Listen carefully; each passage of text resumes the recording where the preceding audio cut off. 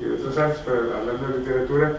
Pero en ese caso sí es verdad, como dice, pero es de una manera extraordinariamente, a mi juicio, no sé hasta dónde, me queda la impresión de que no sé hasta dónde realmente fue consciente Cervantes del gran hallazgo que hizo al escribir el Quijote, o si pensó que nada más estaba haciendo lo que tradicionalmente nos han dicho, una sátira de la caballería andante que le servía. No es una sátira de la caballería andante, no es que lo hizo para reírse de los que creían en las proezas de los caballeros andantes, que eran obras que entonces se divulgaban como entretenimiento y todo el mundo leía, ¿verdad? Como ahora leer historias de narcos o leer historias de... Sí, o sea, hay de moda los romances, las telenovelas que siempre tratan de dramones, de eso. Bueno, la caballería sí fue real, no es un invento imaginario, existió históricamente. Y trato de más o menos pintar esa figura del cruzado como una referencia del pasado y del conquistador, que estaba muy presente en la mente de esa España, de ese momento español. Pero independientemente de esas dos referencias, que ahorita voy a profundizar en ellos si quieren más, porque los cito en el texto que les mandé, me interesa seguir con el tema este de que lo que más ¿qué es lo que a mí realmente me sorprende más del Quijote en la actualidad? La forma en que está contándonos Cervantes la historia de este loco, que sí es un loco que se cree un caballero andante porque él está casado mentalmente con los valores de justicia y de compromiso social y de equidad que todos sentimos en nuestros corazones de jóvenes, y por eso se dice que, decía Chaucer, no sé quién, se reinventa, no sé si lo dijo él, que todos de jóvenes somos comunistas y luego ya digamos fundamentalista, porque ese ideal, ese afán de servir al mundo, de que haya justicia, cuando crece uno se da cuenta la injusticia de este mundo y los abusos y la desigualdad, etc., todos los problemas que en la actualidad nada más están más acrecentados. O sea, el mundo en ese sentido parece que no ha avanzado gran cosa. Han desaparecido de hace 4 siglos, que fue cuando se publica el Quijote, en 1605 la primera parte, en 1615, hace exactamente 400 años, la segunda parte, porque son 2 partes del Quijote. Él había escrito una y ya se había dado por sentado. Gracias a que un copión, por el éxito que tuvo la primera parte, un tal Avellaneda, que también es un nombre ficticio, no es que así se llamara, hizo una segunda versión, una segunda parte del Quijote, y él se sintió motivado a escribir entonces su segunda parte propia, porque además pues era una obra mal hecha, digamos, la copia quiso aprovecharse mercantilmente de ello. Pero es muy sintomático porque muy pocas obras literarias modernas, vamos a hablar que ya estamos en la modernidad desde 4 siglos para acá, porque con el descubrimiento de América, con la reforma luterana o la rebelión, digamos, de los cristianos contra Roma, contra el Vaticano y creándose ya las sectas protestantes, con la conciencia de que ya no giraba el universo en torno a la Tierra, como todavía 3 siglos antes el Dante en su poema aquí vimos, era el concepto que se tenía, sino que ya con Galileo ya sabía que girábamos alrededor del Sol, había perdido su centro. Era un mundo, el medieval, que se había derrumbado ante un nuevo concepto del mundo. Ya ir hacia lo desconocido no era ir más allá de Cádiz o del estrecho de Gibraltar, hacia el mar sin término, quién sabe dónde, a donde se aventuró Ulises, como nos cuenta el Dante en la comedia, hacia el territorio donde no hay nadie, ¿verdad? En busca de a ver a dónde lo llevaba la caída del sol. Ya había América, ya había sucedido la experiencia de Colón. Y el impacto que generó el haber descubierto otro mundo literalmente, otro mundo que no era concebible que existiera. Imagínense que eso nos sucediera a nosotros, que nos dijeran que ya descubrieron un planeta donde hay otros seres inteligentes, tipo humanos, pues, ¿no? Pues un impacto, pero eso ya es muy esperado. Entonces no se esperaba que hubiese un mundo. Fue mucho más sorpresivo aquello. Pero eso nomás lo recalco como algo que tambaleó el concepto de realidad en que vivía aquella gente. Todavía vimos con el Dante cómo había una presencia en la cultura europea musulmana. Se habla, cuando vimos la Divina Comedia, es obvio la influencia y la presencia que por ahí existe la civilización musulmana, y Europa se está formando. Y las primeras ciudades italianas en el Renacimiento, en el siglo XIV, 3 siglos antes, del XVII, ¿verdad? Al principio del siglo XIV, en 1300, escribe la Divina Comedia de Dante. Estamos viendo que se están formando, todavía no existe Italia, hay ciudades, estado, Florencia, Génova, Venecia, Roma, Padua, etcétera, pero se están luchando para crear los países. En Alemania igual, había señoríos y reinos, pero están... En fin, no hay una Europa occidental después de la caída del Imperio Romano, sino que hay una etapa medieval que se llama el Alto Medioevo, que dura 700 años, vamos a decirlo, hasta el año 1000, y que después de que se había ido el emperador de Roma a Constantinopla, y cae Europa, ¿verdad? Y se va creando la iglesia cristiana, y se va creando la Europa cristiana, digo, el cristianismo europeo católico romano, porque la otra cristiandad, la cristiandad original, se fue a Constantinopla, y desde allá Grecia, Turquía, y los musulmanes lo rodeaban, y era la otra parte ¿cómo se llama?, de la realidad cristiana que surgió de Roma, pero ya aquello había desaparecido, Roma ya no existía. Ahora estaba surgiendo esta fuerza en Europa, y para el siglo XVII está consolidada, y el primer imperio mundial colonial fue España. El Imperio Español, en el momento en que estamos hablando que se publica el Quijote, es el momento en que empieza la decadencia de ese imperio. El imperio llega y pisa fuerte, como dice la canción de mi querida chilena, con el descubrimiento de América, que es el mismo año en que Granada cae, que es el último reducto de los musulmanes en Europa, en España. Cae el reino de Granada, y que de hecho fue traición de parte de los reyes no haber respetado los tratos con esos musulmanes, porque ese reino de Granada fue uno de los reinos musulmanes que le ayudó a los reyes españoles a consolidar muchas otras batallas contra otras ciudades musulmanas, ¿verdad? Porque el Imperio Omeya ya se había también desmembrado en la península, y también en el occidente había caído Bagdad y Damasco, y estaban los turcos que llegaron del Asia y duraron hasta el siglo pasado, hasta 1900, los turcos dominando. Entonces los turcos eran la potencia musulmana, la potencia militar y económica musulmana en ese momento. Pero antes de los turcos estuvieron los mismos árabes en Bagdad, en Damasco en Siria y en Córdoba en España, durante 8 siglos, del 700 al 1300. Antes no hablamos árabe. Antes no hablamos únicamente árabe, pero hablamos el 30% de nuestro idioma es árabe. Las almohadas, como dice el mismo Quijote, como decimos todos, que seguro, como decimos todos, como decimos todos, sí, por eso no.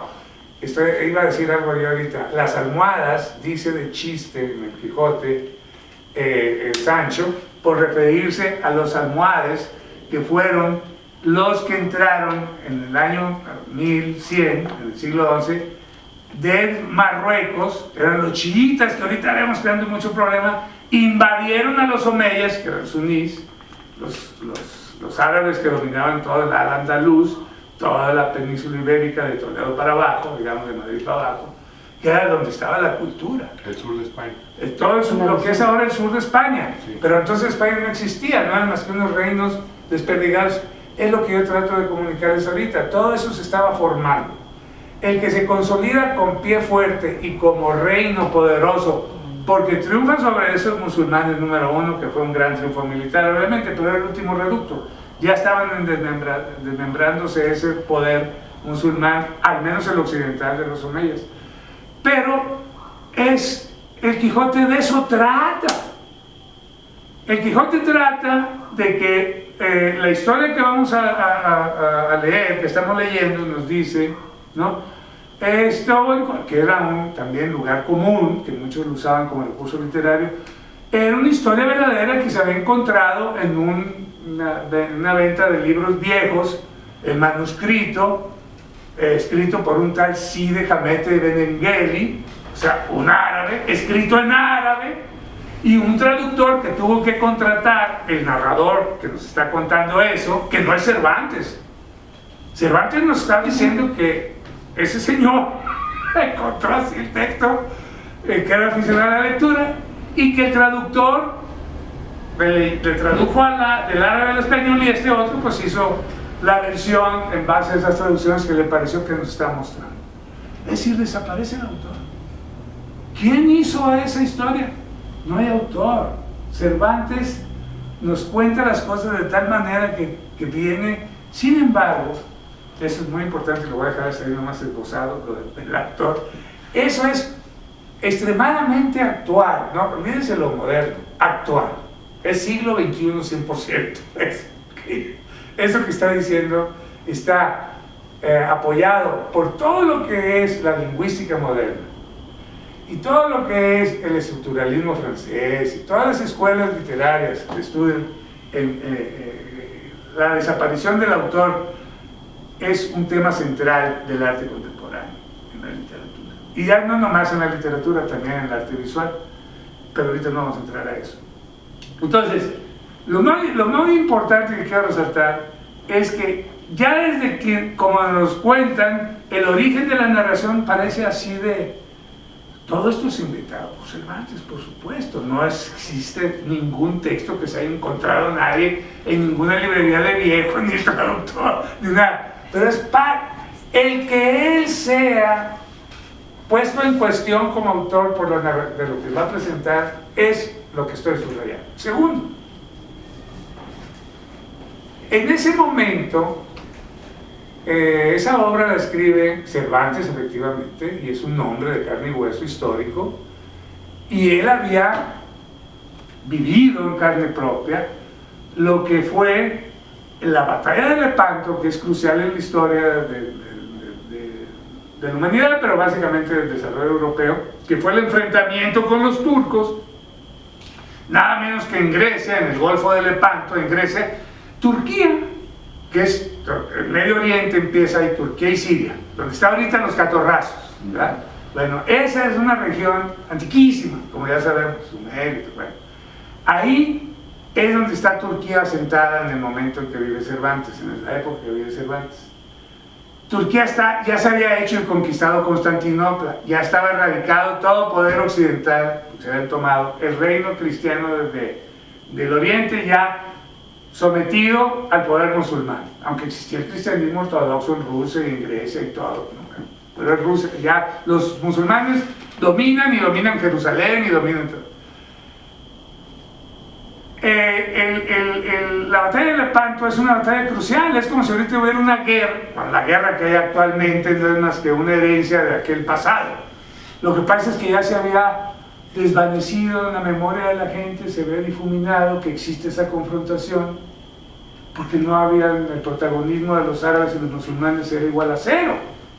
Estaban muy sometidos y sometidos al poder otomano. Hasta 1900. Con la Primera Guerra Mundial se desmorona el poder otomano, nacen entonces inventan las nuevas naciones, los vencedores, Francia e Inglaterra fundamentalmente, inventan ese Medio Oriente que nosotros conocemos ahorita.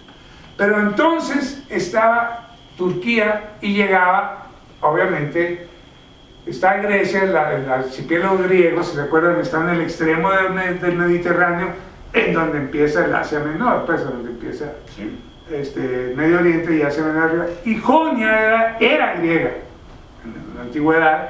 Hay las grandes ciudades de Jonia donde empezó la filosofía griega 1000 años atrás, obviamente, 1500 años atrás. Pero estamos hablando de que eso ya era Turquía. Y el enfrentamiento naval fue una batalla naval muy importante, en donde fueron derrotados los turcos, ganan Juan de Austria, medio hermano de Carlos V, comandaba la tropa, y sobresale Cervantes en ese hecho de armas. De hecho tenía calentura, le recomendaron que no saliera a pelear a cubierta, pero sale un joven de 23 años y dijo, no, yo aquí me la van a contar, no, con calentura y todo.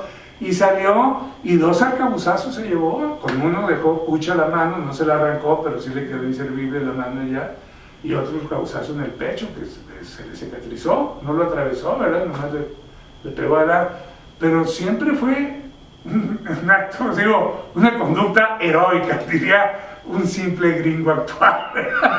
Porque estuvo exponiendo su vida realmente luchando, ¿verdad? Y triunfando. Al grado de que él, con cartas de recomendación de Juan de Austria, de otros duques, de Urbina, en fin, de gentes que estuvieron a cargo, le dieron cartas de recomendación a su regreso a España, venía de Nápoles. Nápoles era español, o sea, el imperio español llegaba hasta donde les dije, donde empezaba Turquía, hasta el extremo del Mediterráneo, y por otro lado, hasta México. Ya no digamos a las Filipinas, como después. Vamos a hablar que hasta México, ¿verdad? De punta a punta. Y México antes no existía. Y era una nueva civilización que tenía todos con unos signos de serán humanos, no serán humanos los indígenas. Bueno, había colapsado, la teología giró en torno a si se valía o no, si eran.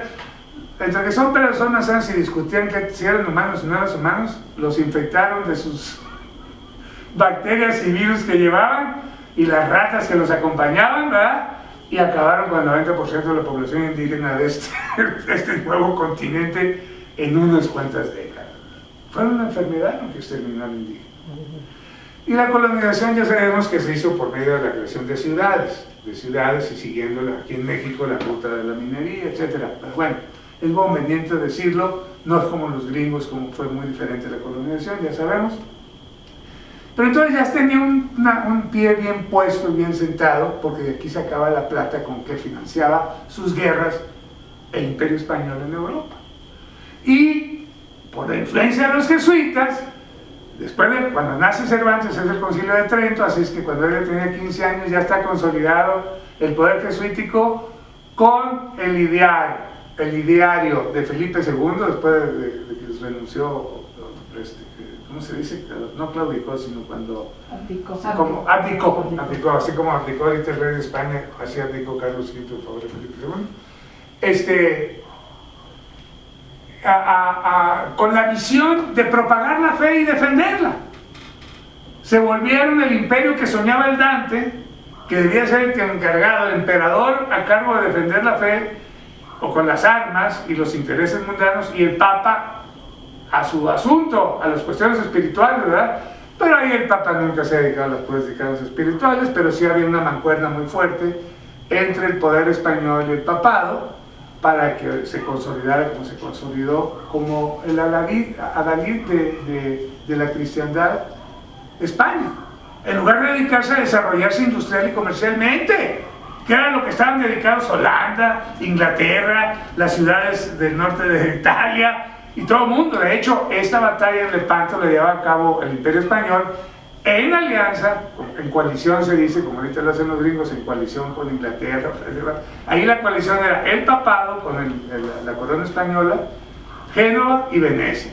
Génova eran los prestamistas, se había consolidado el poder financiero de Florencia, había pasado a Génova ya en esa época. Y toda la plata iba a parar a Génova para pagar los préstamos, era el Banco Monetario Internacional de entonces. Y la nobleza española y el imperio español, los reyes españoles, vivieron muchísimo de las deudas porque pensaban que era inagotable la riqueza americana. Vivían endeudados, en lugar de vivir invirtiendo con guerras contra los protestantes. Entonces ya en tiempos jesuíticos, cuando él crece, ya tiene 23 años Cervantes, ya está la Inquisición a todo lo que da, y se persigue, cuidado con lo que digas o no digas, porque si eres hereje, o si eres protestante, O sea, ya no era si eras judío, si eras maometano, sino ahora si eras protestante. O sea, que las posibilidades de ser hereje contra la fe central se habían crecido. Ese es el momento histórico. ¿Qué impresión tenemos? El nacimiento del capitalismo ya se había dado. Empezaron las ciudades, como decíamos, en Florencia, con el maldito Florín, ¿verdad? Se consolidó en Venecia con el comercio con Asia, ¿no? Y Génova que financiaba, y Holanda muy fuertemente empezaba a desarrollarse, e Inglaterra ya su industria y su comercio. Eran potencias comerciales. Portugal también, pero Portugal quedó sometida al Imperio Español, la península ibérica. Pero, y ya Flandes se perdió. El Imperio Español perdió Flandes y perdió Holanda, por lo tanto. Entonces, ya había, buenas noches, teníamos en Holanda a esta gente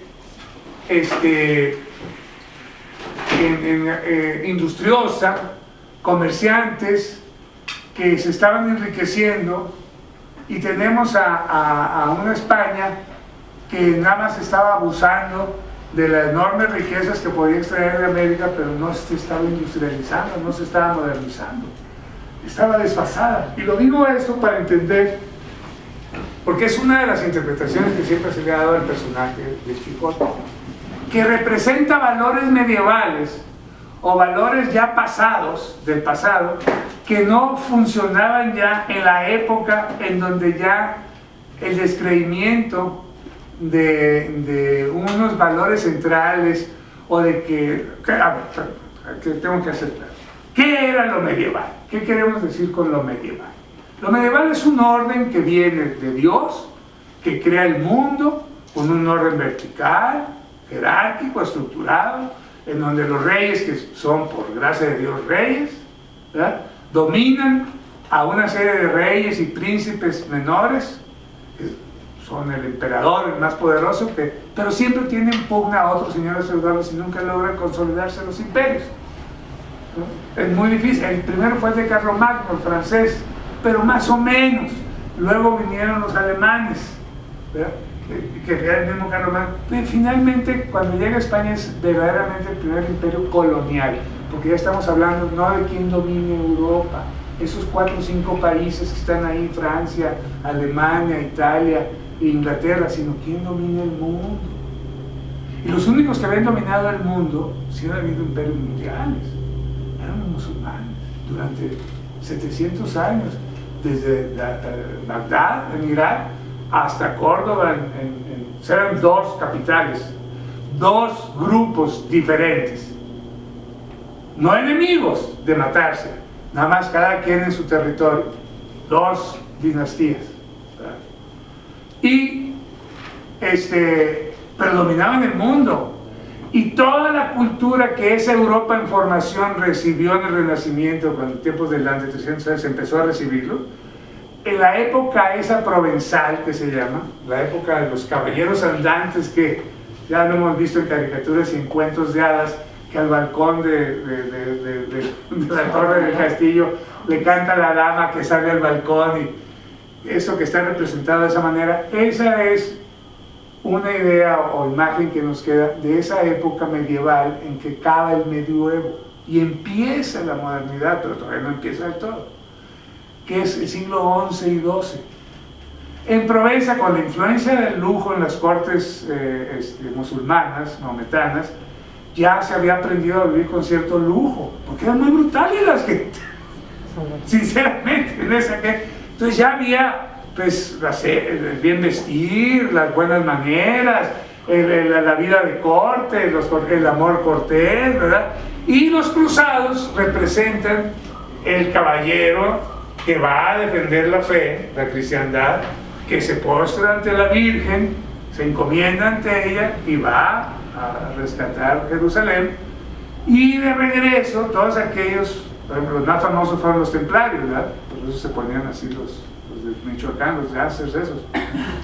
Los templarios era una orden monacal, pero que se hicieron de Jerusalén y administraron los negocios con los maometanos, gracias a ese triunfo. Hicieron muchísimo dinero.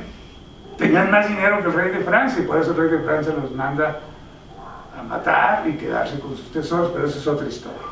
Pero estamos hablando de que esos caballeros existían, y cuando regresaban de pelear en una cruzada, pues venían, y cuando se ofrecía a la gente les decía: oiga, señor, que fulano, que es un ladrón, que nos mata, que nos roba, que viola a mi hija, y intervenían y enmendaban como dicen, enderezaban tuertos y enmendaban agravios a su paso, y obviamente me imagino que recibían apoyo de los pueblos y las gentes por donde pasaban, y en fin, era un personaje que estaba en la memoria, y de ahí, a partir de ahí, se inventaron grandes ciclos de caballería que son parte de nuestra cultura, y existía esa cultura muy acendrada allí en la cultura popular europea entonces, que son el ciclo de Bretaña, el rey Arturo, sus caballeros de la mesa redonda, y el ciclo de los caballeros de Occidente, o que son los mismos del rey Arturo, pero ya contados por Chrétien de Troyes y otros franceses acá en Provenza y en Francia, los 12 pares de Francia, Ariosto canta Roldán, en fin, los derechos de Carlomagno, hasta posteriormente ya lo que son, por ejemplo, Perceval, la búsqueda del Grial, todas esas aventuras de caballeros armados que eran guerreros, pero guerreros con un espiritual, con un código de espiritualidad y de servicio en busca de la justicia y la equidad, ¿verdad? Imponiendo por la fuerza esos ideales, obviamente.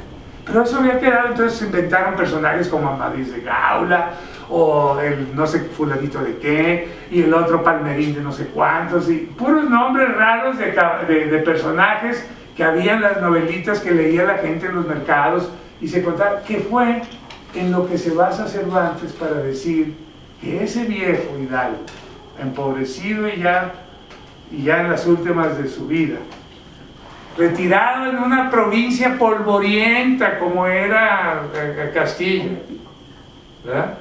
Sueña, metido en la cabeza con tantas lecturas, en ser él un caballero andante y rescatar y restituir en este mundo la orden de la caballería que viene a poner justicia y equidad, a exigir al mundo tan abusivo y engañoso y traicionero.